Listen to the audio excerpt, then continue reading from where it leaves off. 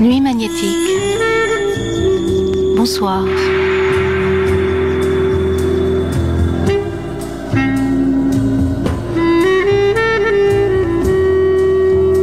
C'était en 1952, dans les toutes premières secondes du premier film de Guy-Ernest Debord, Hurlement en faveur de Sade. La voix citait l'article 115. Lorsqu'une personne aura cessé de paraître au lieu de son domicile ou de sa résidence, et que depuis 4 ans, on n'en aura point eu de nouvelles, les parties intéressées pourront se pourvoir devant le tribunal de première instance afin que l'absence soit déclarée. Et l'écran, après quelques phrases pendant 2 minutes, restait dans le noir absolu.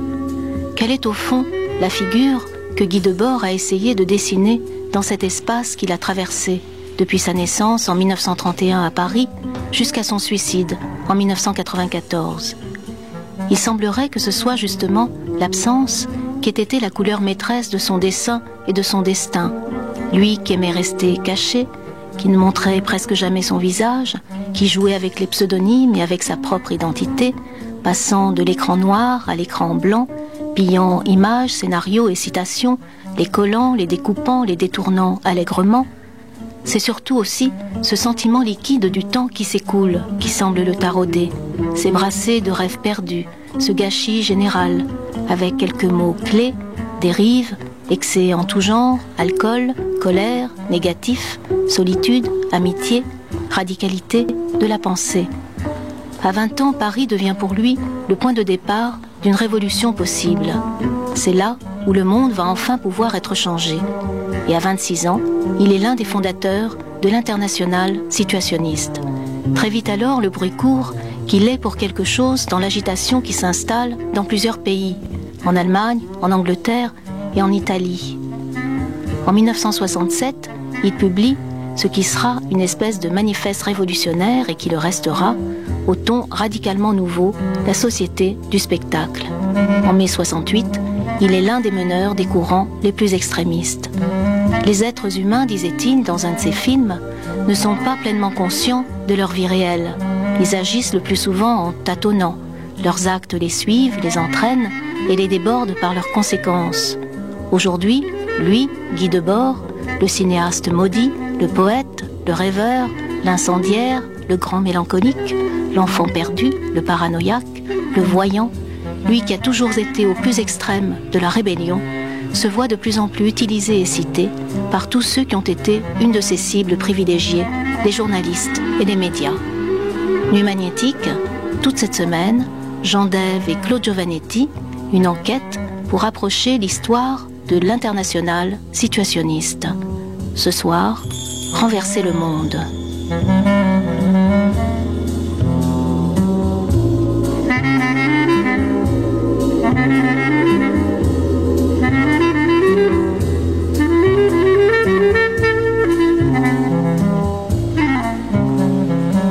Je ne ferai dans ce film aucune concession au public. Plusieurs excellentes raisons justifient à mes yeux une telle conduite, et je vais le dire. Tout d'abord, il est assez notoire que je n'ai nulle part fait de concession aux idées dominantes de mon époque, ni à aucun des pouvoirs existants. Par ailleurs, quelle que soit l'époque, rien d'important ne s'est communiqué en ménageant un public, fût-il composé des contemporains de Périclès. Et dans le miroir glacé de l'écran, les spectateurs ne voient présentement rien qui évoque les citoyens respectables d'une démocratie.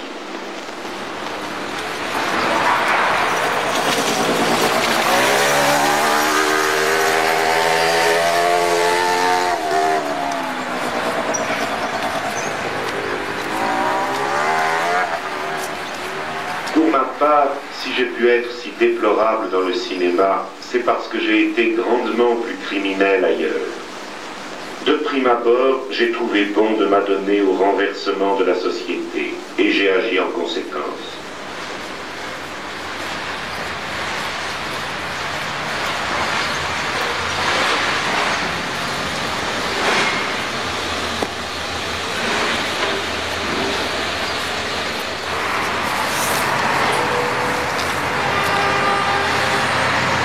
Michel Mention, vous êtes un témoin de l'international lettriste. Nous sommes, on peut l'imaginer, en 1952. Nous sommes réellement à Aubervilliers. Racontez-nous ce qui s'est passé. Oui, je crois même que je suis le seul témoin. C'est bien la première fois qu'à Aubervilliers, je parle à jeun.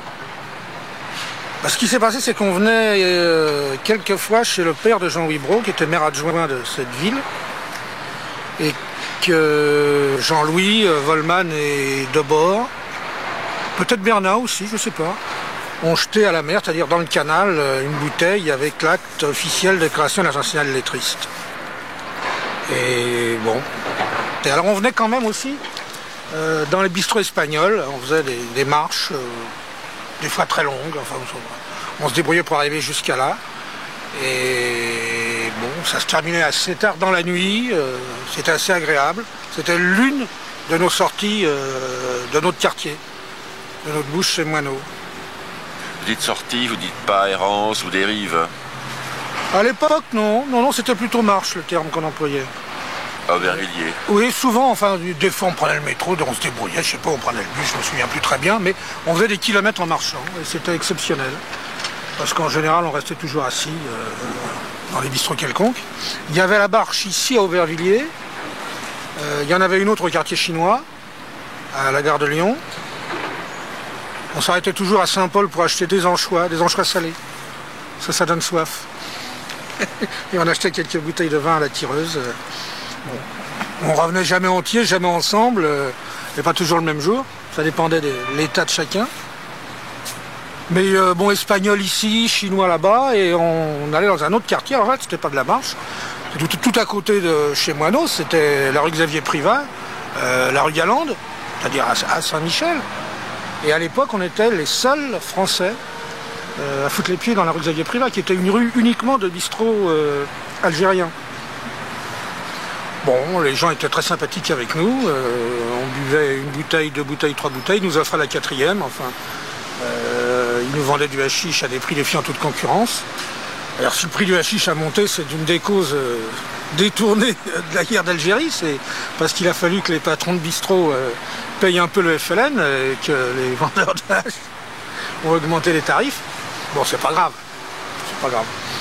Puis on mangeait chez la mère Moineau, parce que chez la mère Moineau, ça coûtait, je crois, 50 centimes le plat de légumes. C'était vraiment le plus économique de Paris. Un jour, on a trouvé du moisi dans les spaghettis. Bon, mais enfin, c'était chez Moineau. Donc, on n'a pas trop gueulé, quoi. Et là, donc, c'était bon. C'est un paysage qui vous plaît, ici? Oui, bien sûr. C'est un lieu de bout du monde. C'est un lieu où on atterrit, c'est un lieu où on sait comment on arrive, à peu près, mais on ne sait jamais comment on en repart. Non, c'est un itinéraire qui est bien. Et pendant ces marches forcées, vous refaisiez le monde avec Guy Debord? On le refaisait. C'est pas l'expression, c'est pas, me satisfait pas entièrement. On faisait un autre monde. Mais on n'avait pas tellement envie de refaire celui-là. On avait envie que celui-là disparaisse, vraiment, totalement. Bon, on ne se faisait pas trop d'illusions, mais enfin. Mais on avait quand même des idées. Des fois, on les oubliait le lendemain matin, mais on brassait. Il en est resté quelque chose, un peu dans la tête de Guy, puis dans la tête des autres aussi. Enfin, Guy, quand même, a synthétisé tout ça, et parce qu'il avait un projet cohérent, enfin, oui, cohérent. Bon, nous, on parlait de ci, on parlait de ça. La vie ne nous intéressait pas énormément. Enfin, si, sauf au moment où on la vivait, quoi. C'était ça qui comptait. L'avenir.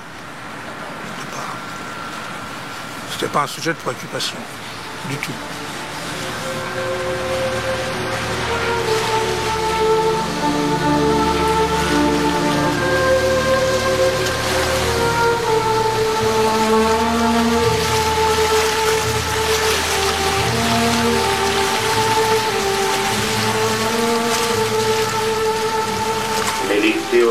Sont faites que pour mourir dans la guerre du temps. Ce sont des unités plus ou moins fortes qu'il faut engager au juste moment dans le combat et, quels que soient leurs mérites ou leurs insuffisances, on ne peut assurément employer que celles qui sont là en temps utile. De même que les théories doivent être remplacées parce que leur victoire décisive, plus encore que leur défaite partielle, produisent leur usure. De même, aucune époque vivante n'est partie d'une théorie. C'était d'abord un jeu, un conflit, un voyage.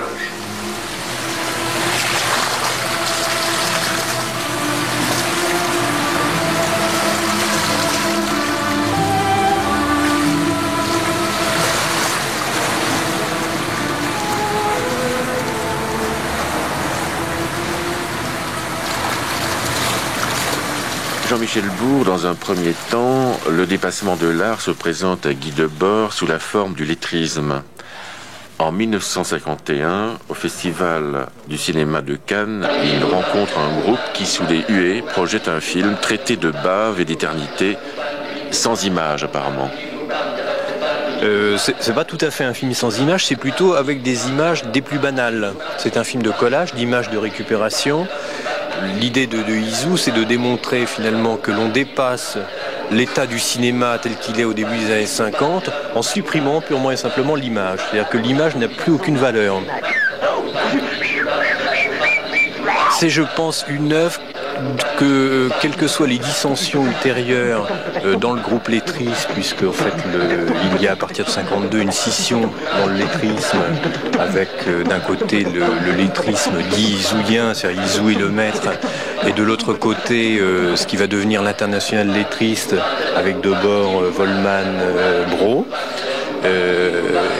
Quelles que soient ces dissensions, et qui vont être multiples, il y a toujours eu une reconnaissance et de Debord et de Volman et des principaux protagonistes de ce film d'Izu comme la pièce fondatrice de tout ce qui va suivre ensuite. Ce qui est assez extraordinaire, c'est qu'en quelques mois, le lettrisme va produire 3 œuvres successives, qui sont des œuvres capitales. Il y a dans la foulée du film d'Izu, c'est le maître qui produit son film 2 mois après. Les 2 mois après, encore, c'est Volman qui produit l'anticoncept. Et puis les choses continuent, c'est ensuite Dufresne qui fait une proposition aussi de films sans images, de films imaginaires, et ensuite Debord, qui produit son premier film, Les Hurlements en faveur de Sade.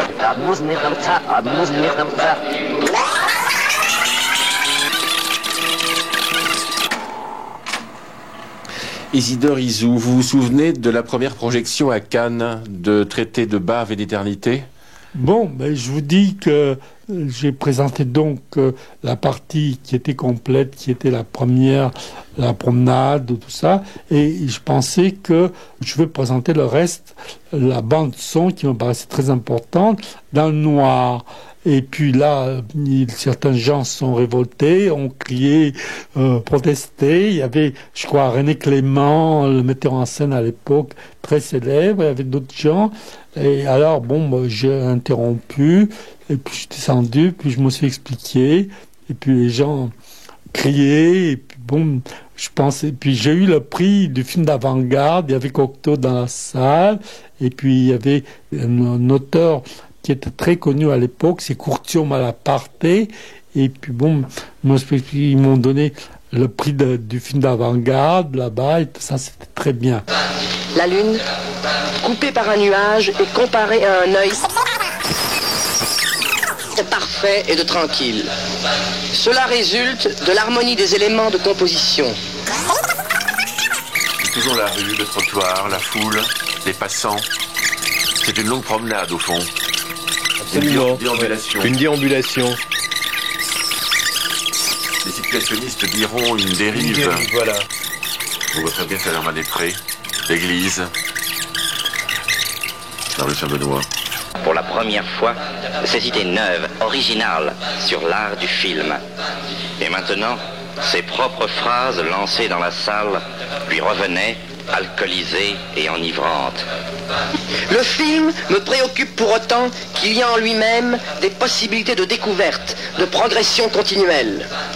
J'aime le cinéma lorsqu'il est insolent et fait ce qu'il ne doit pas faire. Moi, j'ai découvert, si vous voulez, la poésie lettriste, qu'il peut avoir une mélodie, quelque chose de construit, simplement avec des lettres. Et là, le lettrisme était quelque chose, c'était une évolution de la poésie absolument nécessaire. Alors, bon, dans le cinéma, moi j'ai introduit le ciselant parce que, vous savez, la destruction de tout ce cinéma, depuis Griffith, Fritz Lang, Grand Éclair et autres, qui arrivaient à un certain moment, ça me paraissait banal, alors j'ai apporté le traité de Bave Éternité, qui était le premier film ciselant, et puis un certain nombre de mes camarades, dont Poyer, et puis Sabatier ou d'autres, ont continué à faire des films ciselants, etc., etc. On vient de voir le générique de fin. Donc là, d'une certaine manière, on arrive dans une deuxième partie du film, qui est en fait plus le manifeste lui-même. Donc, en plein milieu du film, à nouveau le générique réapparaît. Ainsi finit la première partie. J'espère que le second chapitre vous semblera plus marrant. Devant le club Saint-Germain, les yeux myopes de Daniel avaient cherché je ne sais quel événement Voilà, capable donc là apparaissent les premières d'élargir cisures, son âme. ce que les lectrices appellent des cisures, en fait une sorte de griffure de l'image que l'on cherche à détruire, donc en la griffant, en grattant l'émulsion. Les cris des autres. Daniel! Daniel! Il se retourna. Daniel, Ève te demande. Ève? Ève, tu sais, la norvégienne. Une sorte de traité d'anticonformisme cinématographique, puisqu'on voit l'image aussi bien à l'envers, en positif, en négatif, l'image détériorée dans son état physique. C'est de 47, ça. Le lettrisme apparaît en 46 à Saint-Germain-des-Prés, et c'est effectivement toutes ces premières années de l'après-guerre. On sent que le film a fait de chute quand même, hein. Beaucoup, hein, donc une partie de filmer, Sarkisiou s'est fait filmer dans les rues de Saint-Germain-des-Prés, et tout le reste étant en fait des chutes d'images totalement prises au hasard dans les chutiers et remontées sur une bande-son qui, elle, en fait, guide le film. Donc là, vous avez des images totalement anodines de pêche ou ou d'ajusteurs. Tout à l'heure, j'ai vu Blaise Sandrard. Oui, oui, oui.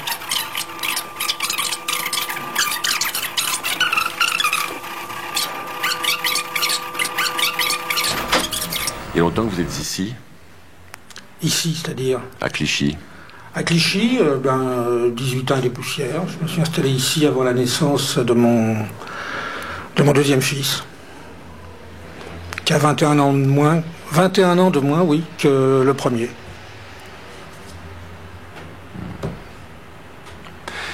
Alors comment allons-nous faire pour remonter le temps? Oh, le temps, en passant par les fils, qui est assez facile à remonter, puisque j'ai eu ce garçon avec une dame qui s'appelait, de son nom de jeune fille, Eliane Papaï, qui était moitié espagnole, moitié hongroise. D'abord, dans Panégyrique, je crois, explique qu'il aimait bien les étrangères, et il dit les hongroises, les espagnols, il parle d'elle, puisque avant d'être avec moi, c'était la copine de Debord. Donc c'est une vieille histoire. Et après avoir été avec moi, elle est avec Jean-Louis Brault, certainement entendu parler, qui est aussi l'un des fondateurs de l'Internationale lettriste et qui a écrit après 68 Cours camarade, Le vieux monde est derrière moi. C'est un peu une histoire de famille, quoi. Alors Guy Debord écrit la formule pour renverser le monde. Nous ne l'avons pas cherché dans les livres, mais en errant. C'est une bonne définition de vos débuts aux côtés de Guy Debord, Jean-Michel Mention. C'était pas encore vraiment l'errance. Pour tout dire, je crois avoir fait avec Debord les premières dérives. Et si je ne me trompe pas, c'était pendant la grève des cheminots en 1953. Nous passions un certain temps avec les gens qui attendaient les trains dans le hall de la gare de Lyon, en disant des méchancetés. Quand on sentait vraiment qu'on allait se faire jeter ou se faire taper dessus, on partait et on faisait du stop à 4 avec Eliane et sa copine Linda. Et au bout de 5 stops, on s'arrêtait dans un bistrot, on buvait 1 litre de vin. Et puis on faisait ça pendant des heures, et puis on se perdait. Et d'abord ensuite à continuer à le faire, mais dans des conditions un peu différentes. Mais je crois que c'est vrai. Au début, c'était pas ça d'abord, hein. La dérive, elle est venue quand même... Moi, je l'ai connue en septembre 52. En En fait, on a quitté le quartier, c'est-à-dire on a quitté le bistrot qui était notre paradis, chez Moineau, rue du Four, en 53, pour aller rue de la Montagne Sainte-Geneviève. Et en fait, c'est surtout Yvan de Tchegloff, dit Gilles Yvain, qui a été le premier à parler avec Debord de la dérive, de l'errance, de ces choses-là.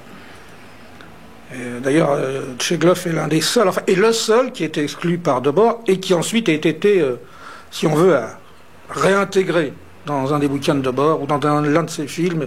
Enfin, il regrette d'avoir exclu Tchegloff. Je ne crois pas que c'est parce que c'était Tchegloff, je crois simplement que c'est parce que Tchegloff était enfermé, que son errance l'avait amené jusqu'à la Borde, si je ne me trompe pas. Bon, je crois que c'est pour ça que Guy a fait ce geste-là, quoi. Alors, vous avez dit, il n'y a pas toujours eu la dérive, l'errance. Alors, comment vivait Debord avant la dérive? Alors, moi, quand j'ai connu Debord, il vivait très simplement à l'hôtel, rue Racine. Il avait une pension de sa famille. C'était des chemisiers canois, je crois. Bon, enfin, c'était pas des grandes fortunes, mais enfin, il avait de quoi vivre. Je suppose qu'il se déclarait comme étudiant, à sa famille, en tout cas. Je ne crois pas qu'il ait jamais mis les pieds dans une faculté. Je ne sais même pas s'il y a mis les pieds en 68. Il se levait, je suppose, assez tôt, beaucoup plus tôt que nous, et il traînait, il buvait. Et moi, je le rencontrais quand moi, je me levais, c'est-à-dire sur le coup de 5-6 heures, le soir, qui pour nous était le matin. Guy vivait différemment, il était plus du jour. Et pendant plusieurs mois, il était riche par rapport à moi qui n'avait pas un sou. Il achetait 2 bouteilles de vin, une de rouge, une de blanc. Lui buvait la bouteille de blanc, moi la bouteille de rouge. On s'installait sur les marches de la cour de Rouen, côté du passage Saint-André-des-Arts. Et on discourait. Bon, pendant 1 heure, des fois on buvait 2 litres de vin. 1 heure, 2 heures. Et ensuite on allait rejoindre le lieu béni chez Moineau. Et là on buvait. Alors Gilles, Volman, Jean-Louis Brault venaient pas tous les jours. Enfin bon, il y avait d'autres. Il y avait les clients de chez Moineau, enfin les clients, oui, les habitués, les fous de chez Moineau. Bon, puis ça durait jusqu'à minuit en général. Debord n'était pas... il partait, disparaissait à un moment de la nuit, enfin un moment de la nuit, en général vers minuit, l'heure du matin, souvent avant la fermeture. Et puis il devait rentrer chez lui. Alors, je ne sais pas ce qu'il faisait chez lui. Je ne sais pas s'il lisait, s'il cuvait son vin. Enfin, ce que je sais, c'est qu'il buvait déjà énormément. Il fumait très peu de hashish. Il avait un recul par rapport au hashish, très net. Peut-être la peur, je ne sais pas, hein, mais peut-être la peur de se laisser entraîner par un truc qu'il ne connaissait pas bien, alors que bon, la plupart des autres chez Moineau fumaient régulièrement du hashish. Enfin, on fumait du hashish, on buvait du vin. Ou autre chose, quand il y avait de l'argent qui tombait du ciel, ou de je ne sais qui, de la poche de je ne sais qui. Mais... Alors, le festival de Cannes de 51 a apparemment provoqué un choc chez Guy Debord, à la projection du fameux film d'Izou, Traité de bave et d'éternité. C'est réel, ça? Il vous en a parlé? Pas beaucoup. Oui, je crois que c'est tout à fait réel. En tout cas, Volman, Brault, François Dufresne... sont tous morts depuis, m'en ont parlé. Oui, c'est vrai qu'ils l'ont rencontré là-bas et qu'ils lui ont conseillé de monter à Paris. Alors moi, je ne l'ai pas vu quand il est monté à Paris, hein, puisqu'il était avec le groupe Lettriste, avec Izou. Moi, je ne fréquentais pas ces gens-là à l'époque. Et donc, je l'ai vu quand je suis rentré de vacances. Enfin, on peut appeler ça des vacances, puisqu'on était en vacances toute l'année. Enfin, on était parti sur la côte pendant la saison. Et donc, je l'ai rencontré en début septembre quand je suis rentré. Et j'ai passé mes 18 ans, ça a été mon témoin pour mes 18 ans. L'importance des 18 ans pour moi, c'était que c'était l'âge de la majorité pénale, et qu'on risquait plus d'aller en maison de correction après 18 ans. Parce que quand j'étais en Belgique, j'avais été en maison de correction, curé, tout ça, enfin bref, c'est pas ma vie que je vais raconter, mais c'est pas négligeable par rapport à Debord. Il avait un penchant pour Eliane, qui était sa copine, qui est devenue ma femme, avait été aussi en maison de correction, s'était évadé d'un bon pasteur. Il y a un peintre un peu connu à l'époque, un dénommé Fonta, pour qui Debord avait une grande amitié. C'était un gars, c'était un vrai casseur qui avait été très jeune en maison de correction à l'île de Ré, si je ne me trompe pas, ou à Belle-Île, il me semble, puisque Prévert avait fait un poème sur cette affaire-là. Il aimait bien ce genre de révolte. Et puis après, bon... on revoit après, enfin moi j'ai lu comme ça, hein, ces bouquins où il parle beaucoup des gens qu'il a connus, des bandits, et que la plupart de ses amis avaient été en prison. De gens peu recommandables, dit-il. Voilà, on était effectivement des gens peu recommandables, ça dépend pour qui. Enfin, lui aimait bien, puis de toute façon, au quartier, chez Moineau, il n'y avait pas... Enfin, quand je dis au quartier, c'est pas Saint-Germain-des-Prés. Hein. Pour nous, ça n'a jamais été Saint-Germain-des-Prés. Moi, j'ai dû foutre les pieds 2 fois dans ma vie au Flore et 2 fois au Deux Magots. Et je ne sais pas si d'abord a mis les pieds dans ces 2 bistrots-là. Chez Lips, c'est différent, parce que comme ça faisait restaurant, on se faisait inviter de temps en temps. Mais bon, c'était fonctionnel. Et on était à côté. On était des gens qui n'avaient rien à voir avec... de temps en temps, il y a eu des petits passages comme ça, on a rencontré des gens... Mais on était d'une autre génération, encore que c'était très mélangé, mais tout à fait séparé de ce milieu dit de Saint-Germain-des-Prés.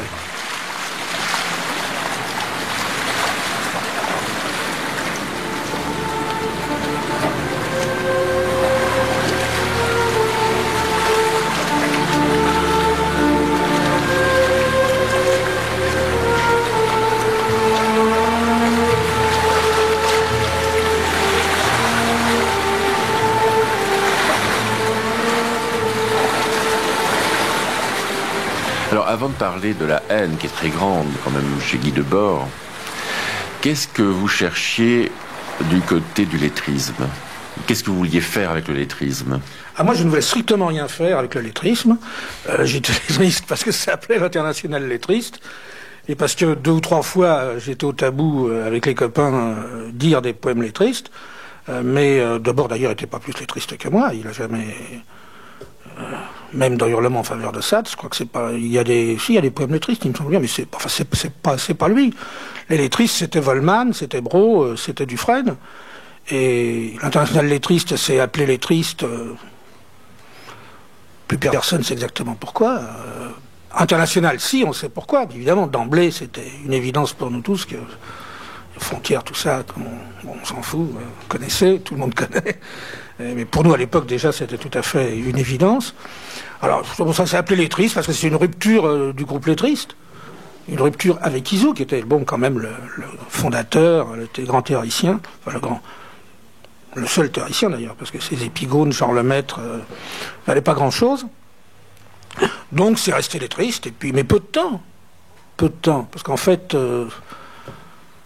après, il y a eu la revue Potlatch, le terme national lettriste. Il a vécu, en fait, un peu l'époque où Debord est resté à Saint-Germain ou pas très loin de Saint-Germain, quoi.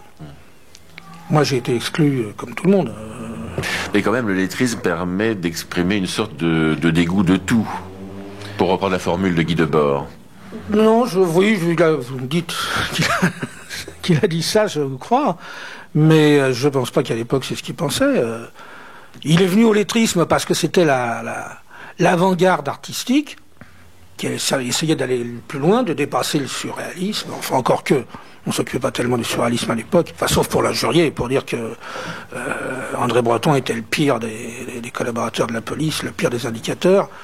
Non, dans sa recherche, il est tombé, parce que la question art, politique, le 8e art ou le 9e, je ne sais plus quoi, la vie, qu'est-ce que c'est, tout son développement ensuite, ça a été une bataille permanente entre est-ce qu'on peut supprimer l'art, comment on peut le dépasser, on voit ça dans ses films, on voit ça dans toute sa vie, quoi. Donc c'est logique qu'il ait d'abord rejoint ce groupe-là, et qu'il ait rompu, et pour passer plus directement à la politique. Et à chaque fois, d'ailleurs, je crois qu'il a rencontré des groupes d'artistes, il a relativement assez vite rompu avec eux. Il n'y a qu'une exception à la règle, c'est Gilles Volman, c'est le seul d'ailleurs avec qui il n'est jamais rompu, c'est Volman qui est parti... au bout de 10 ans, parce qu'il voulait continuer à faire de l'art, quoi. Mais leurs routes se sont séparées gentiment. Donc je crois que c'est ça, cette démarche-là, qui me paraît tout à fait cohérente. Donc il y a 4 numéros de l'Internationale lettriste. Et moi, j'en ai jamais vu que 2. Le premier... Il y en a 4. Oui, non, mais ça, je vous crois. Le premier, c'est la dénonciation d'Izou au moment du scandale... du scandale, de la manifestation contre Chaplin qui s'est fait remettre une petite matraque souvenir par le Bello, je crois qu'il s'appelait le préfet de police de l'époque, côté politique. le fait que Charlot acceptait d'être reçu par le préfet de police, c'est ça qui a déclenché l'affaire. Et la rupture. C'est pas le jugement qu'on pouvait porter sur la valeur artistique de Charlot ou de Chaplin. Comment ça s'appelait le film? Je sais même plus, c'est Lamplight. Je crois que, de toute façon, tous les lettristes se contrefoutaient de ce film. Ça les intéressait absolument pas, bien évidemment. À l'époque, ils avaient d'autres chats à fouetter et créations à trouver. Le deuxième numéro, c'est un petit numéro René Hauté, là, avec le cachet original, que j'ai perdu ensuite, où il y avait, quelques petites choses, pas négligeables, entre autres une phrase toute simple, un morceau de phrase tout simple de Debord, qui explique bien, de Debord, je dis de Debord, en fait, il est signé par tout le monde, y compris par les petites camarades femmes qui nous accompagnaient. C'est la condition humaine ne nous plaît pas, du tout. Et c'était absolument ça, ça ne me plaisait pas. Des gens ont dit après qu'il y avait du nihilisme, etc., etc. Bon, je crois pas, simplement ça. On ne voulait pas de ce monde. Alors, voilà. D'abord, en tant que penseur, je crois que c'est un gars qui a vécu toute sa jeunesse absolument seul. Je l'ai entendu dire, je me souviens pas de ma jeunesse et j'ai pas eu de jeunesse, j'ai pas eu d'enfance. Je pense qu'il a commencé à réfléchir dès qu'il était minuscule, tout petit, et qu'il avait des idées tout à fait précises. Et dès qu'il est monté à Paris, il avait la vision de son propre avenir tout à fait claire dans la tête. Enfin, pas les détails, mais enfin, globalement, la ligne qu'il voulait suivre. Et il a jamais bougé de cette ligne. Il avait horreur de la société.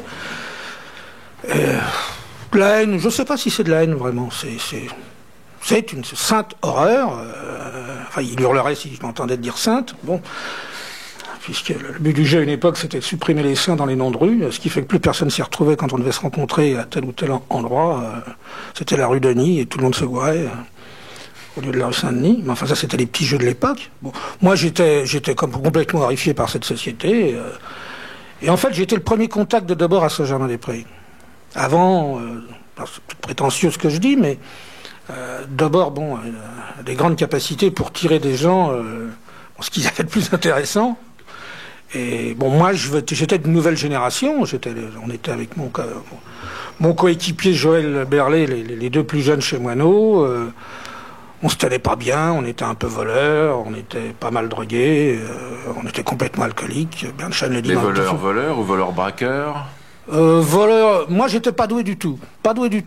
Alors j'ai été arrêté quelques fois, mais pour des petits vols, vol à la roulotte, dans les voitures, dans ces choses-là, vol de bouteilles de vin, des petits vols comme ça. Moi je suis resté du bon côté, du côté légal, parce que j'étais vraiment pas doué pour le vol. Et j'ai pas très envie, ça m'intéressait pas tellement, c'était un peu plus quand même du côté artiste que du côté vol. Par contre, mon coéquipier Joël, lui, il passait de l'autre côté, vol rat d'hôtel, en plus, ensuite des vols plus importants, quoi. Il a fini à la Légion étrangère, pour pas aller en tôle. Donc là, d'ailleurs, d'abord le cite jamais, mais c'était effectivement l'un des types dangereux qu'il a croisé, qu'il a rencontré.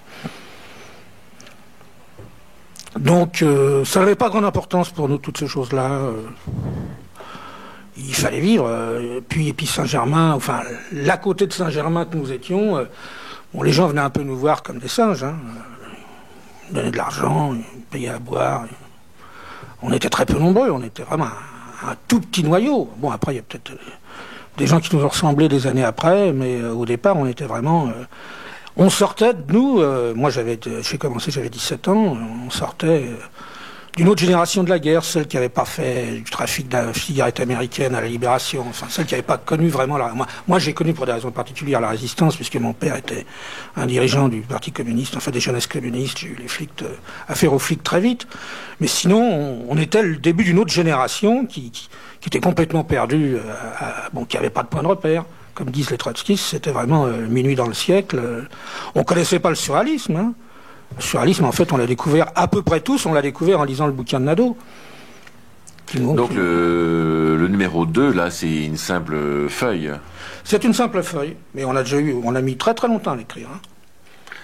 Parce qu'on était assez feignants et on n'avait pas tellement le temps. Oui. C'est écrit manifeste, d'emblée. Ouais. Et ensuite, je lis, la provocation lettriste sert toujours à passer le temps. Point. Oui, c'est ça. On n'avait pas que ça à faire, faut pas croire. Hein. Boire, trouver de l'argent, etc. La pensée révolutionnaire n'est pas ailleurs.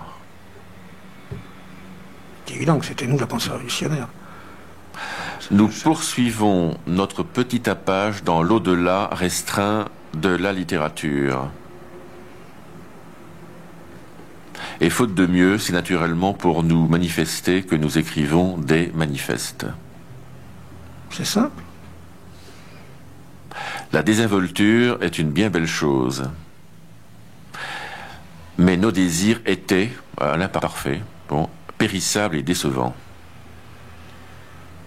La jeunesse est systématique, comme on dit. Et donc ça, c'est un texte collectif. Je pense que, enfin, ou d'abord l'a écrit tout seul, ou il l'a écrit avec Volman et avec Brault. Les autres signataires, étaient tristes. Enfin, moi, j'ai écrit un texte très violent, paraît-il, qui reflétait pour certains l'état d'esprit. Moi, j'étais pas du tout un artiste, un littéraire, comme ces trois gars-là. Ben, vous écrivez Grève générale. Voilà, ça c'est la tradition. Je suis né dans le PC. Il n'y a aucun rapport entre moi et les autres.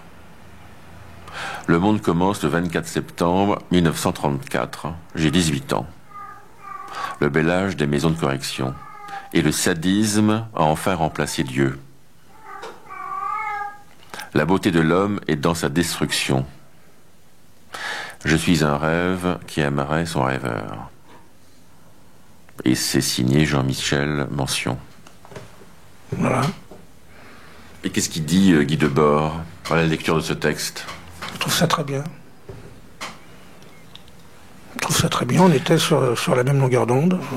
Mais ça, c'est un texte fulgurant, comme ça, qui vient en quelques secondes, ou bien vous en parlez tout en passant la journée, la nuit ensemble, à discuter?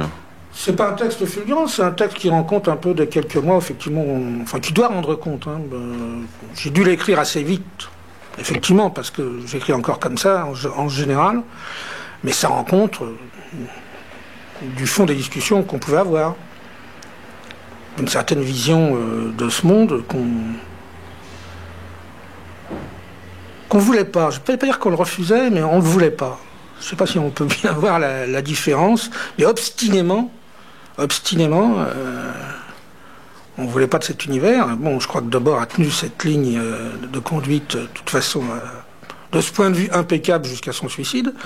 Moi, à ma façon, j'ai essayé de la tenir. J'ai toujours la même opinion de l'univers tel qu'il est actuellement.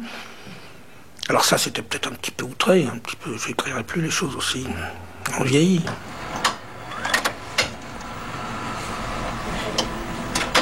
Avant-propos à l'anticoncept de Gilles J. Volman. Soit X l'originel. Tout art pose l'équation élémentaire mouvement de X. Alors dans les films de Volman, l'anticoncept, il y a une bande son, mais il y a aussi des images.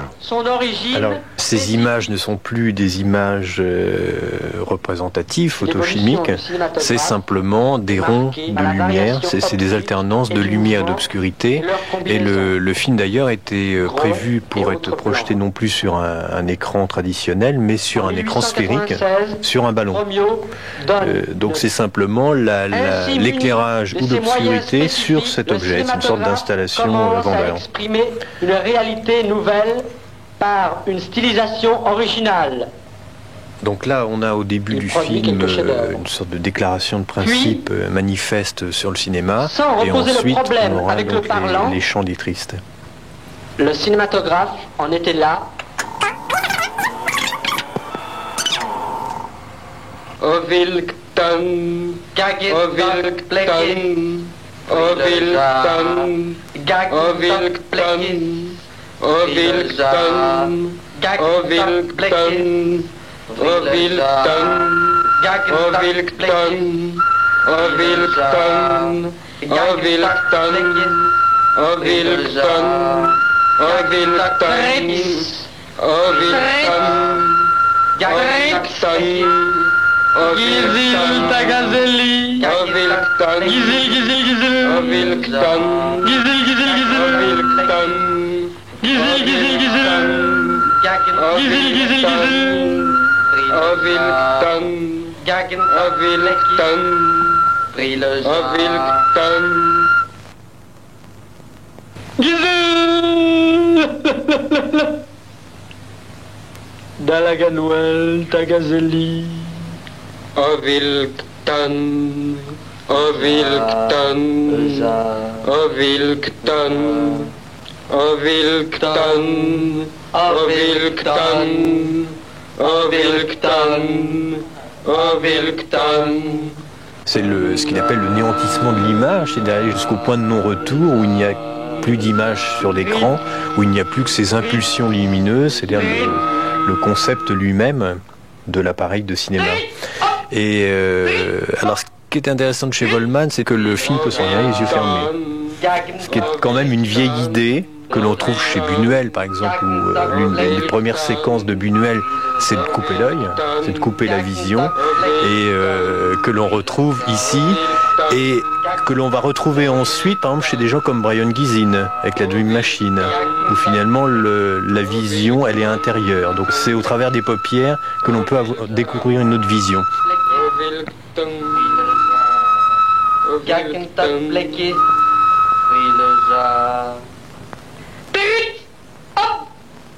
Ce qui me plaît, c'est votre tampon. Oui, ben oui. International lettriste. Oui, on l'a perdu dans une séance policière assez violente. Racontez-nous. On habitait chez Pépère, on l'appelait comme ça. Pépère avait quelque chose de particulier, c'est qu'il sortait de Cayenne. Il a été bagnard pendant plusieurs années. Il était en prison en France, je crois pour meurtre, et il a assassiné un gardien, un maton, ce qu'on lui a jamais reproché, enfin nous en tout cas on lui a jamais reproché. Et quand il est revenu de Cayenne, il a débarqué chez Moineau. Et sa famille avait, semble-t-il, de l'argent. Ils ont essayé de l'aider, de l'entretenir, enfin bref, de le faire vivre. Et il avait une petite chambre, non, c'était assez grand, au dernier étage, sous les combes, mais c'était joli, bien fait, à Vincennes. Et on allait y dormir de temps en temps, il nous aimait bien. Bon, bref, on buvait avec lui. Et puis on a essayé de vendre des chemises à lui, que sa famille lui avait données, qui étaient neuves aux commerçants du coin, parce qu'on voulait les échanger contre des litres d'alcool. Enfin bref, les commerçants ont trouvé ça pas normal. Ils ont dû prévenir la police. Et un matin, on était trois, Joël Berlet, Eliane et moi, et on a entendu un coup violent à la porte. Bon, qu'est-ce qui se passe? On a demandé qui était là, on a dit police. Comme on était très intelligents, on a demandé s'ils avaient un mandat de perquisition. Ils nous ont répondu, poussez-vous de là où on fait les sommations et on tire.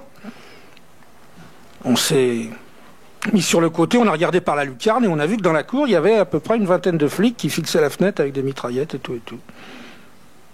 Bon, donc on s'est mis de côté, la porte s'est ouverte, on nous a embarqués.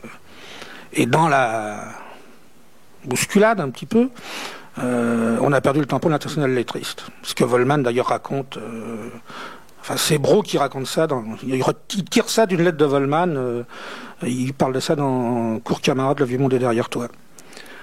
Bon, Eliane s'est retrouvée de nouveau en maison de correction, voilà. Et on a entendu le type de flic à la radio dire avons arrêté dangereux malfaiteurs, etc., etc., etc. Bon, on n'avait strictement rien fait. Et évidemment, à cette heure-là, on n'était pas tout à fait à jeun. En tout cas, on avait encore un peu la gueule de bois, donc ça a été. On a passé une journée enfermée, une de plus. Mais bon, Guy aimait bien nos illégalités. Ça lui plaisait. Enfin, lui, je ne sais jamais bougé d'un millimètre sur ces affaires-là. Il a été strict. Brault était plus ou moins déjà un petit peu entre les deux, mais lui, Debord et Volman sont toujours restés des garçons honnêtes, comme on dit. Il avait déjà quelque chose du meneur, du chef? Du chef, non, parce qu'on n'aurait pas accepté, mais lui non plus. Mais oui, c'était lui la tête pensante. Ça se sentait qu'il avait un projet. Et qu'il avait un projet qui était différent des projets artistiques que pouvait avoir Volman, qui est un artiste totalement méconnu, mais qui sont contre... Enfin, il est mort l'année dernière, mais quoi. C'était pas son problème d'être connu ou pas connu, mais c'était deux démarches complètement différentes, un peu complémentaires. Quant à Brault, bon, c'était plutôt un aventurier. Et non, tout le monde reconnaissait la grande intelligence, la supériorité intellectuelle, si on veut, de Guy. C'était... Et quel était déjà à l'époque son projet? Il était secret ou bien il en parlait déjà un peu? Ou même lui-même l'ignorait? Je ne crois pas qu'il l'ignorait. Non, je crois qu'il savait où il allait. Son projet, c'était de renverser ce monde. C'était tout simple. C'était tout simple. Il n'y avait pas de détails, il n'y avait pas de problème. Enfin bon, dans le cadre de l'idée générale, hein. Après, concrètement, comment il fallait faire, il n'avait pas encore pensé, si on veut, le situationnisme. Ça démarrait dans les discussions qu'on avait, mais c'était vraiment les balbutiements. Mais lui avait le projet, effectivement, dès le début, même s'il ne le disait pas, s'il s'appuyait, de dépasser le cadre du surréalisme, d'aller plus loin que le surréalisme, de résoudre le problème du rapport entre l'art, la vie, la politique. Problème qui se pose depuis une centaine d'années à un certain nombre d'artistes d'avant-garde, au moins une centaine d'années. Et ce projet-là, il l'avait dès le départ. Et bon, il a relativement réussi. Mais il n'a pas résolu le problème de la disparition de l'art, son remplacement par une vie faite de situations créées. Parce que bon, le débat est toujours présent, le débat est toujours dans la tête d'un certain nombre de gens, et je crois qu'il sera pas résolu de sitôt. Mais Guy, moi je l'ai connu après qu'il ait réalisé son hurlement en faveur de Sade. Le reste de ses films, je ne sais pas très bien pourquoi il les a faits. J'ai jamais entendu quelqu'un qui avait une idée claire de la chose. Bon. Je sais pas, ça lui est peut-être venu comme ça pour... Déjà, le premier film, qu'est-ce que vous en pensez, vous? Le premier film, on l'avait beaucoup aimé, c'était scandaleux.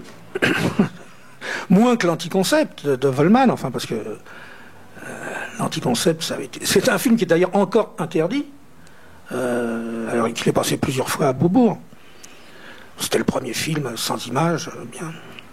Et nous, on s'est beaucoup amusés. Je n'étais pas à la première présentation, moi j'étais à la seconde à la salle des Sociétés Savantes. Donc c'est un film sans images qui est interdit? Oui. Remise en cause du cinéma, enfin, c'est une injure à l'art, à l'histoire, à la culture, tout ce qu'on voudra. C'est le film de Volman dont je vous parle. Anticoncept. Oui. D'ailleurs, Volman n'a jamais demandé la levée de l'interdiction parce qu'ils sont contrefoutés de toute façon.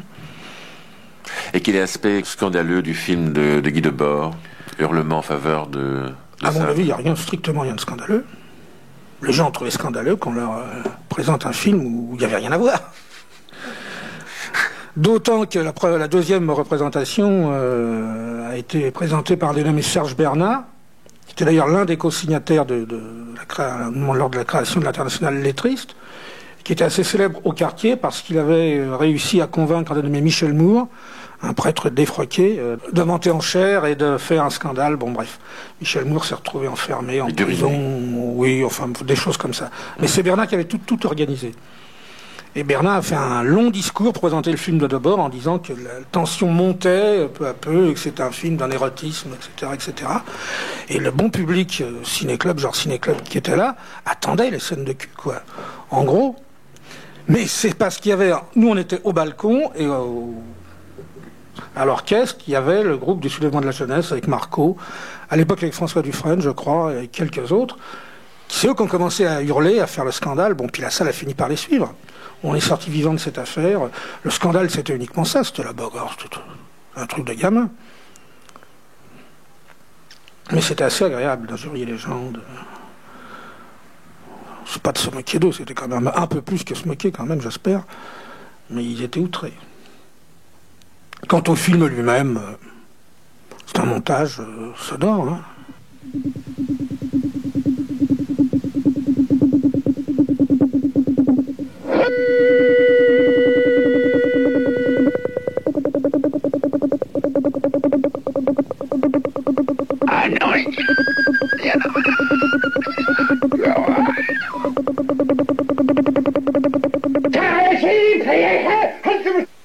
C'est un film qui présente un certain nombre d'images extrêmement précises, notamment des figures de ses amis de l'époque, c'est-à-dire Volman, Izou.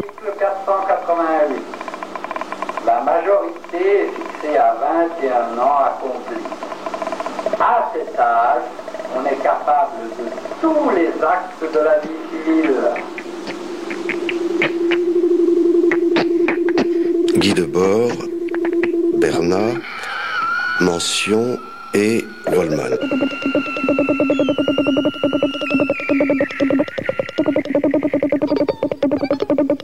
Que fait Debord? Christian Schlatter. Il y a une tradition dont je vois l'origine à la fin du XIXe siècle, je pense à des choses extrêmement précises, c'est-à-dire au texte d'Hofmannsthal, où il définit le moi poétique, le moi artistique, comme un sismographe qui se tient sous l'escalier de la maison et attendre que le monde se mette à vibrer et enregistrer ses vibrations. Et de voir un Guy Debord qui se met en position sismographique dans ses dérives géographiques. Et moi, je crois que ça se fait quand même sur fond d'une attente que seule l'histoire peut résoudre les problèmes. Avec ce fond de perdition depuis Hegel et Marx, c'est-à-dire si l'individu n'appartient pas à un moment de l'histoire qui est révolutionnaire, ben il ira dans les poubelles. Hein. Ça ne marche plus. Donc il y a cette consommation, cet excès évidemment qui arrive de bataille chez les situationnistes, qui est une sorte de noyade de l'individu dans le monde qui est le leur, et cette attente assez folle en l'histoire qu'on trouve magnifiquement exprimée dans les choses de Pérec. Hein, cette aventure de ces deux personnages qui se retrouvent après leur errance dans un wagon de première classe où ils déjeunent du repas SNCF, quoi.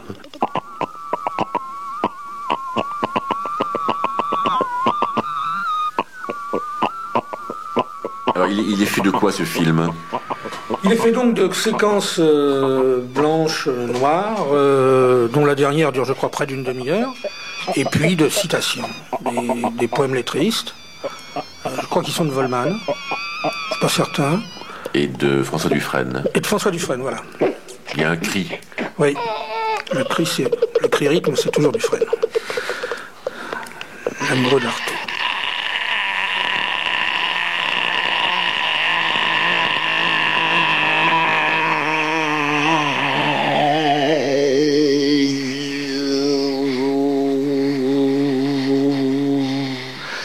Il y a des extraits du code pénal. Et puis, il y a des phrases comme ça qui sont jetées. L'Isère et la misère continue, ma petite sœur, nous ne sommes pas beaux à voir.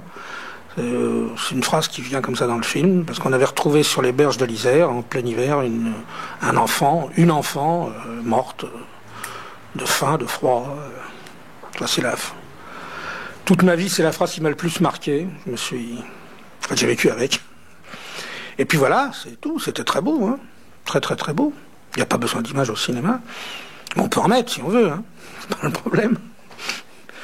Mais on faisait ça pour s'amuser surtout. Pour s'amuser. Parce qu'il fallait bien trouver des choses. C'est pas les autres qui allaient trouver pour nous, qui n'étaient pas capables les autres de trouver des choses pour nous. Il fallait qu'on les trouve nous-mêmes. Qu'est-ce que vous avez trouvé, vous, de scandaleux? Moi, je n'ai pas trouvé grand-chose de scandaleux. À part le texte de Grève Générale, là, et deux phrases qui sont dans un coin ou l'autre, dont une... fut dans le groupe extrêmement célèbre, c'est de toute façon on n'en sortira pas vivant, qui était la phrase qui marquait le fin fond de la pensée du groupe. Il y a un texte de vous dans le numéro 3. Un texte de moi, oui, ça doit être une phrase. C'est la même chose. Ah oui, pourquoi pas. Le scandale n'est pas qu'on se tue, c'est qu'on nous fasse vivre comme ça. Jean-Michel Mention. Oui, j'ai dit ça, mais je sais pas... Bon, bah... Oui, c'est... Il y avait dans le groupe une sœur et deux frères. Et bon, on buvait. On avait déjà quitté le quartier, je crois. On était déjà de la montagne Sainte-Geneviève. La sœur, la grande sœur, s'appelait Toutoune. Bon, elle s'en va. Elle quitte le bistrot et 2 heures après on la revoit. Elle nous dit le petit Pierre, c'était le plus jeune des frères, s'est suicidé. C'était un dimanche. Et bon, donc la discussion est partie sur le suicide et tout et tout. Et bon, et c'est là que j'ai dit qu'en fait, ce qui était grave, c'était pas de se suicider, c'était de vivre pendant 20 ans dans des conditions aussi déplorables, en gros, quoi. Et là aussi, ça a été adopté comme la position, en gros, du groupe. Il y a un texte de Guy Ernest Debord, Totem et tabou, mais consacré au film de Wallman, l'anticoncept. L'anticoncept est en vérité plus chargé d'explosifs pour l'intelligence que l'ennuyeux camion du salaire de Clouseau. Je crois que c'est vrai, oui. En plus, c'était un film qui était quand même projeté sur ballon dirigeable, hein, pas sur écran. C'est vrai?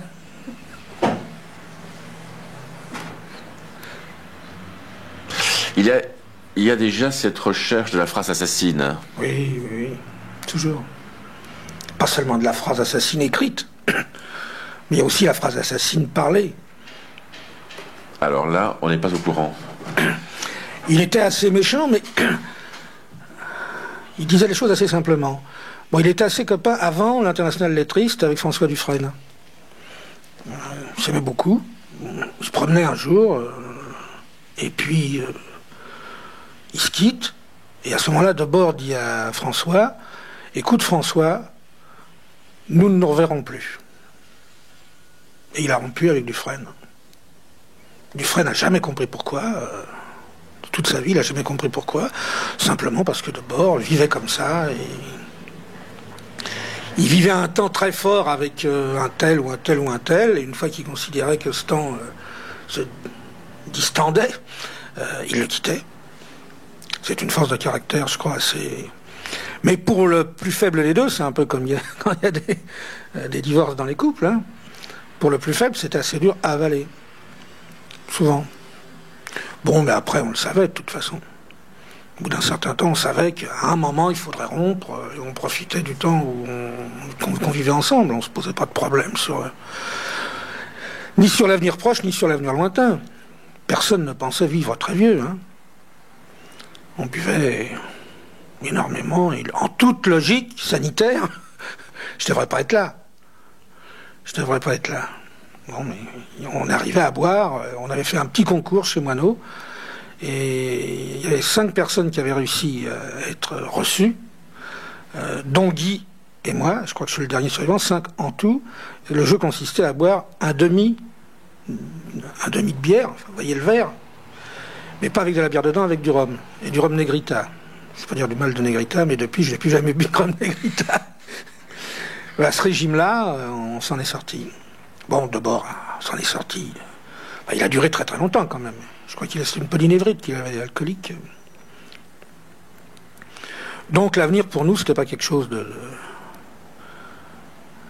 palpable.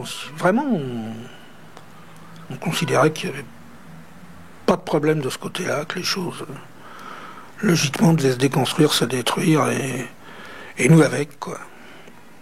Assez rapidement. Après, on était très étonnés quand ça durait. Bon, on s'est recyclé.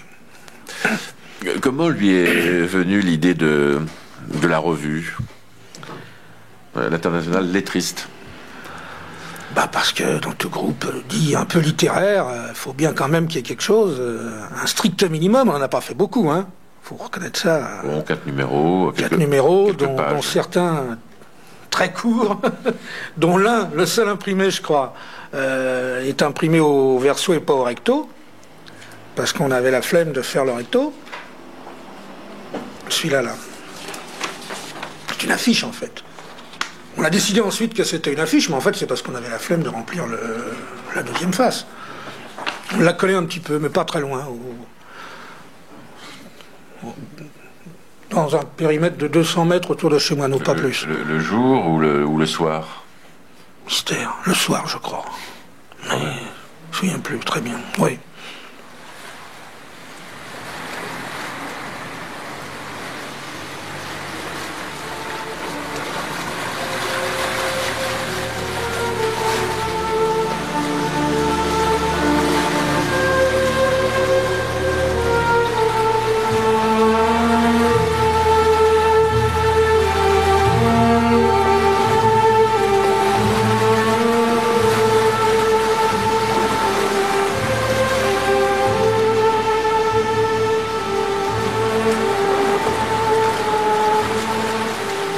passe au numéro 4. Oui, mais le numéro 4, mais moi j'étais plus déjà. Alors qu'est-ce qui s'est passé pour vous? Moi, il s'est passé comme pour les autres, quoi, qu'un jour Debord a décidé que il m'avait assez connu, ainsi qu'Eliane. Alors bon, il y avait... Mais je ne crois pas que l'histoire des rapports qu'on a eu lui et moi avec Eliane successivement ait joué un rôle très très important. Hein. Même peut-être pas drôle du tout, quoi. Un jour Debord a décidé que bon, il y en avait marre, qu'il préférait discuter avec quelqu'un d'autre. Je pense que c'est quand il a connu d'un peu près Ivan Tcheglov, bon, qui amenait d'autres expériences, d'autres idées, des idées neuves, enfin bref.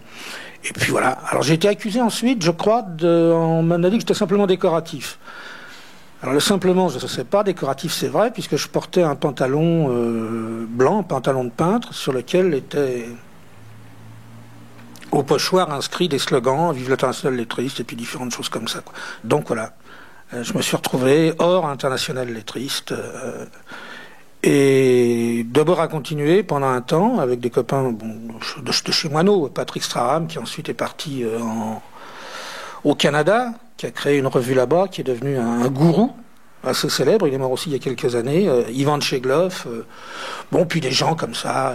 André Connor, qui était un fils de pasteur, qui était très intéressant parce qu'il avait de l'argent, et que ses parents habitaient rue Guinemer, je crois, en fait, au côté du Luxembourg. Quand on n'avait pas de piole, on allait dormir chez lui, enfin...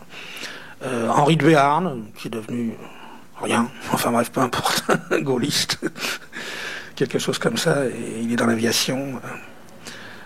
Donc là, il y a eu, après mon départ, il y a eu encore des contacts avec quelques textes ont été signés, mais il y a des gens qui signaient des textes qui faisaient absolument pas partie de l'international lettriste, hein, c'est parce qu'ils buvaient avec Guy pendant 3 jours, des fois d'affilée, qu'ils étaient là, quoi. Tout cela, à part Tcheglov, tout cela n'a pas fait vraiment partie du groupe. Après, Guy a été chercher des gens autre part, a fait d'autres rencontres dans d'autres lieux. Après, c'est Potlatch. C'était ferme de sa part, ferme. La rupture. Il y avait une fermeté, ou bien vous saviez que c'était négociable malgré le tout? Il ne s'agissait pas de négocier, c'est jamais venu à l'idée, enfin, en tout cas à moi, pas venu à l'idée de négocier, à Guy non plus. On s'est retrouvés des fois à la même table de bistrot, entre autres au Monaco, un bistrot où on traînait pas mal et où il y avait aussi pas mal de déserteurs de l'armée américaine. On était, je sais pas, 5, 6, 10 à la même table. Et à chaque fois qu'on payait sa tournée, on mettait un verre en moins. Guy ne payait pas mon verre, donc il y avait une tournée où j'étais censé ne pas boire, et moi je faisais pareil. Je ne payais pas le verre de Guy, et on ne s'adressait pas la parole. Et on ne s'est jamais plus adressé la parole. Et je sais que moi j'avais des nouvelles de lui par des copains, et je sais que lui avait des nouvelles par des copains, et je sais, Bernstein me l'a redit il n'y a pas longtemps, que Guy m'aimait bien, c'était pas un problème de... C'était un problème de principe, et il fallait aller de l'avant avec un groupe. Je me suis dit, je serais bien d'aller à son enterrement, mais pas plus. Mais je l'aime beaucoup, toujours. Hein. Je crois que c'est le type le plus intelligent, plus attractif que j'ai connu dans mon existence. Bon, c'était un très très grand... Bon, il avait une volonté, je dirais pas systématique, mais enfin une volonté de puissance qui est évidente et qui se joue sur une culture qu'il n'avait pas, moi, quand je l'ai connu à ce niveau-là, mais enfin quand même, on disait qu'il avait appris l'italien pour lire Dante dans le texte, mais on dit beaucoup de choses. Il y avait des choses qui étaient vraies, d'autres qui n'étaient pas vraies. Non, c'était une finesse, une capacité à détruire les choses, et en essayant toujours de trouver quelque chose qui allait au-delà. Et en fait, il a abouti, pas politiquement, je crois pas, mais enfin, le situationnisme, c'est quand même quelque chose qui a marqué pas mal de gens, même si c'est un échec sur le plan politique, un échec complet. Mais bon, cette volonté-là de construire un groupe, il l'a réussi jusqu'au bout. Alors maintenant, c'est peut-être de l'intelligence gâchée, tout et tout, moi je trouve pas.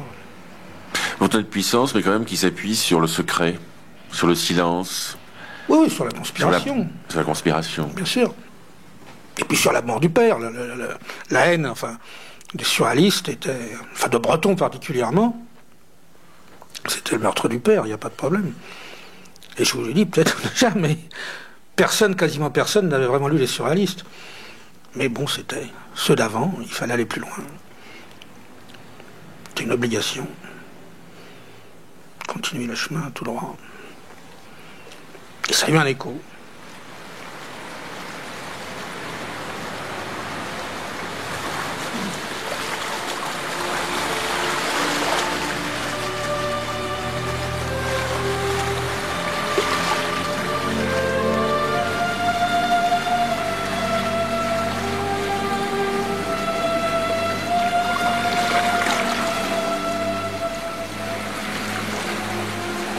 Pourquoi est-ce qu'il y a autour des situationnistes la loi du silence? Vous dites qu'il y a la loi du silence? Depuis quand? Depuis Guy Debord. Mais après sa mort, il y a des tas de corbeaux, de requins, genre Solers, qui se sont précipités pour dire qu'ils étaient encore plus situationnistes que Debord. Crapulerie. Il n'y a pas la loi du silence. Non, les situationnistes ne parlent pas. Les proches de Guy Debord ne parlent pas.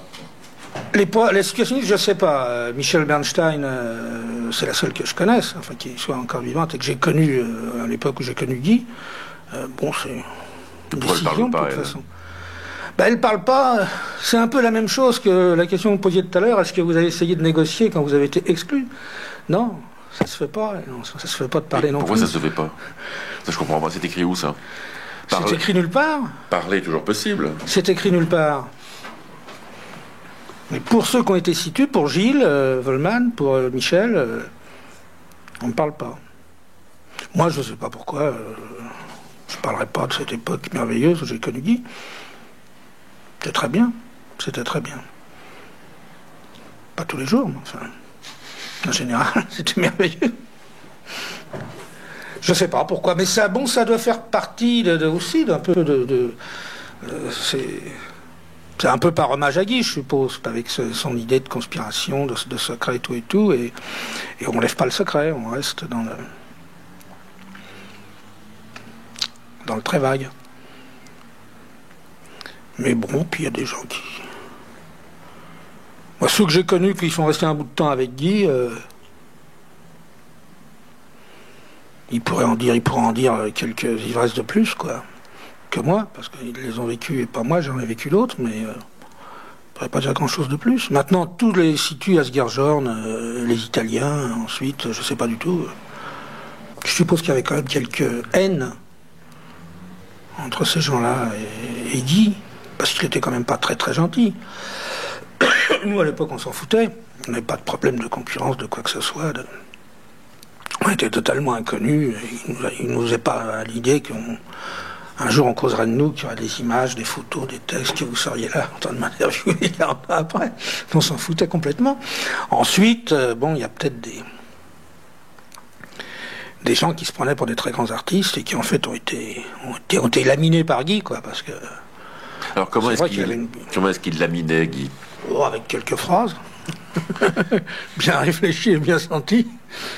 Je crois qu'il faisait comme ça, c'était relativement méchant, mais il ne le faisait pas avec tout le monde. Il est resté copain avec des anciens du quartier, sans aucun problème, toujours aimable, toujours amical. Il laminait, bon, par un style très très ancien, dit-on, venant de très loin. On n'avait plus l'habitude de lire ni d'écouter, des phrases assez bien tournées et des idées assez justes en général qui ciblaient pas mal les personnages. Bon, il faisait ça mieux que d'autres. C'est un grand spécialiste de l'injure. Mais bon... Des lettres injurieuses, mais il n'y avait pas que lui, il y en avait d'autres à l'époque. C'était un style. Il y avait un gars qui était l'autre grande intelligence de chez Moineau, et qui est un type qui a complètement disparu, enfin bon, qui est mort aussi il y a quelques années, qui s'appelait Jean-Claude Gilbert, qui était aussi un grand spécialiste de ce genre de choses. L'injure, c'est un art. J'aime assez la formule fils de raclure. Oui, c'est bien, il y en a plein, comme ça. Mais lui était le fils de personne, il se sentait vraiment tout à fait extérieur. Il était complètement détaché, unique. Il n'avait pas rompu avec sa famille, d'ailleurs, je crois. Moi, j'ai appris bien après, des années après, qu'il avait un frère, il me semble même. Je n'avais jamais entendu parler de ça, ni de choses de ce genre. On ne parlait pas de toutes ces petites bêtises de la vie courante. Non. Ça ne me serait pas venu à l'idée de parler de toutes ces choses-là.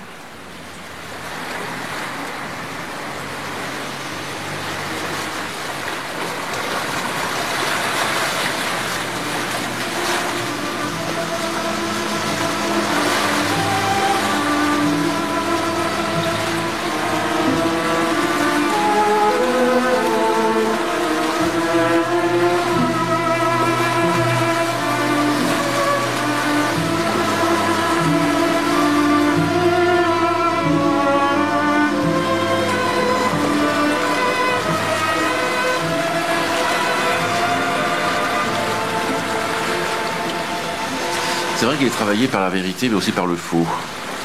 Qui dit? Oui.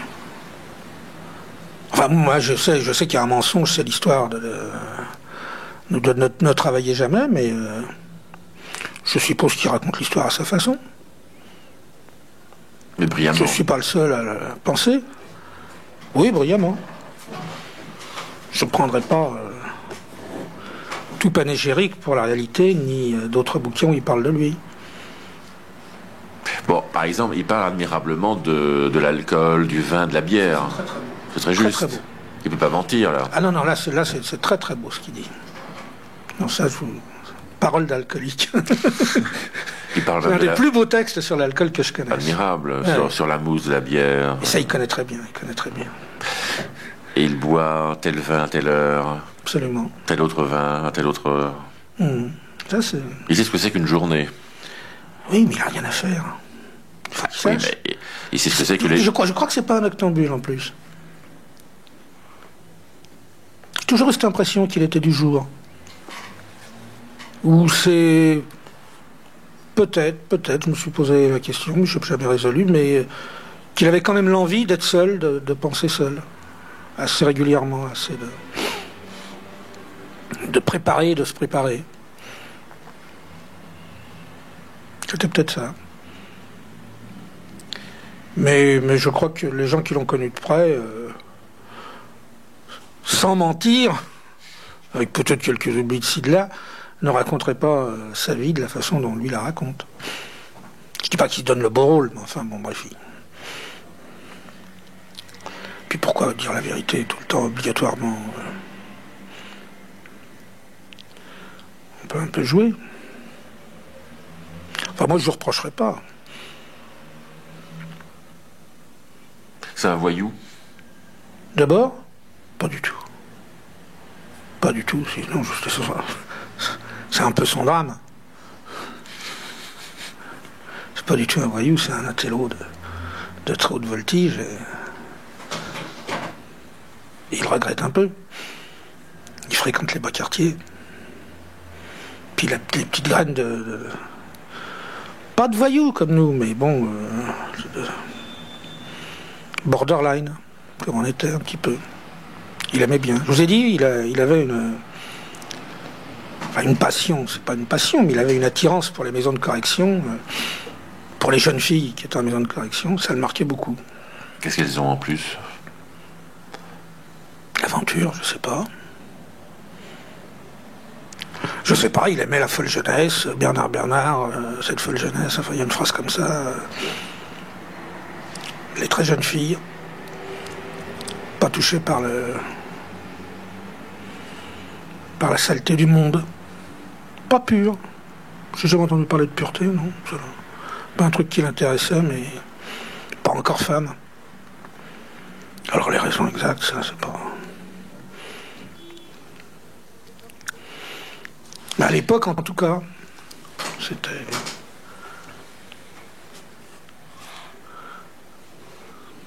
Et j'ai l'impression que la plupart des femmes que j'ai vues avec lui, il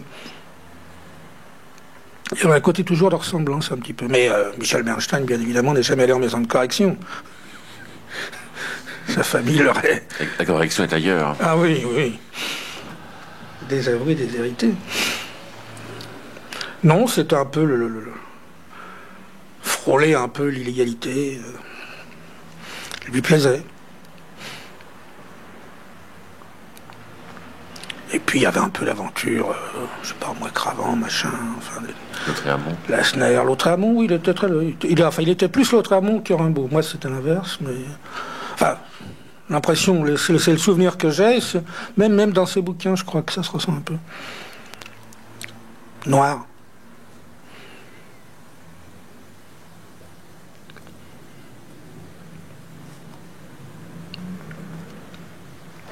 Voilà.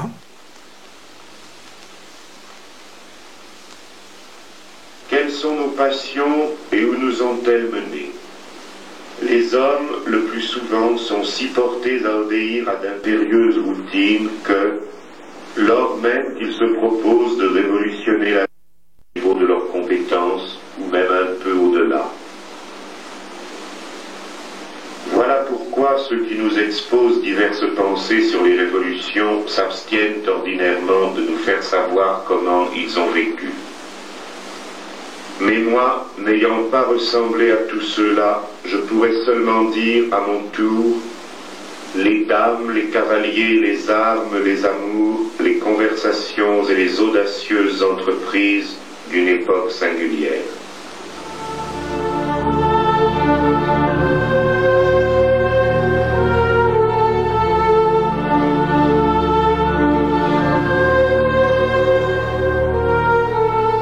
Nuit magnétique. L'international situationniste. Renverser le monde. Témoin, Jean-Michel Mention. Isidore Isou, Jean-Michel Bourg, Christian Schlatter. Film, Traité de bave et d'éternité de Isidore Isou. L'anticoncept de Gilles Wohlmann. Voix de Guy Debord et de François Dufresne. Groupe de réalisation, Julien Douminc, Gilles Pézra, Claude Giovenetti, Jean Dève. Demain, rien n'est vrai, tout est permis.